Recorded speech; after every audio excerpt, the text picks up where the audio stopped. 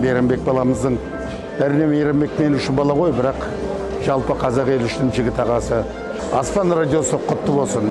Бұл радио толқын бәрімізге әсем ән мен сұлу сөз, жауһар жыр сыйлайтынына ешқандай күмәнім жоқ. Шын жүректен құттықтаймын. Аспаннан тек қана жақсы музыкалар, жақсы әндер, жақсы жаңалықтар ғана шығып тұрсын дегім келеді. Аспан FM радиосы қазақ үшін, қазақ ұлт үшін, қазақ мемлекет үшін еңбек ете берсін. Өзінің ерекшелігімен тыңдармандарды қуантады деген ойдамын. Ең бастысы ғұмыр ұзақ болсын. Бұл радио жалпы тек қана жақсы жаңалықтар, жақсы әндер бере берсін, еліміз аман болсын. Құтты болсын. Аспан радиосы қазақ халқының радиосы болады деген сенімдемін. Жақсы әуендер көп болсын, жақсы әндер болсын, хит әндер болсын.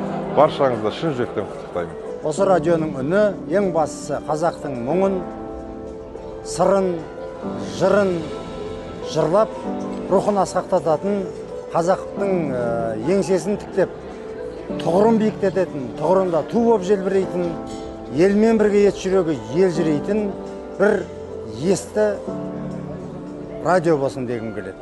Құтты болсын баршаңызға.